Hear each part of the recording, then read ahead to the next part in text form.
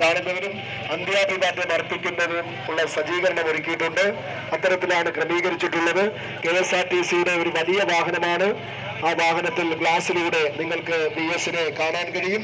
പ്രിയപ്പെട്ട സഖാക്കൾ ശ്രദ്ധിക്കുക, എല്ലാവരും റോഡിന്റെ ഇരു ഭാഗത്തേക്ക് മാറി നിൽക്കണം. സഖാക്കളെ, നിങ്ങളുടെ എല്ലാവരുടെയും സഹകരണം ആവശ്യമാണ്. സമയബന്ധിതമായി നമുക്ക് ആലപ്പുഴയിൽ വിനോദയാത്ര എത്തിച്ചേരേണ്ടതായിട്ടുണ്ട്.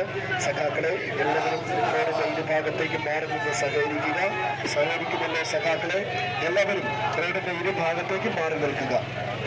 KSRTCയുടെ ഒരു വലിയ വാഹനത്തിൽ കണ്ണാടിയിലൂടെ നിങ്ങൾക്ക് BSനെ കാണുന്നതിനും അതുപോലെ തന്നെ അന്ത്യാഭിവാദ്യം അർപ്പിക്കുന്നതിനുള്ള ക്രമീകരണം ഒരുക്കിയിട്ടുണ്ട്.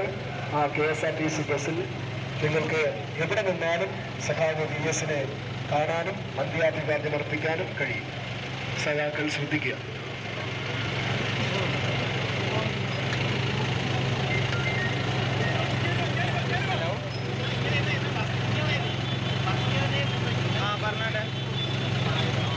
മണ്ണിനും മനുഷ്യനും വേണ്ടി ഉയരു പകുത്തി വിയർത്തൊഴുക്കി നിലകൊണ്ട് നാടിന്റെ കണ്ണും കരളുമായി മാറിയ നേതാവ്, ഇടവേളകളില്ലാത്ത സമരങ്ങളുടെ ഇടിമുഴക്കം സഖാവ് BS മടങ്ങുകയാണ്.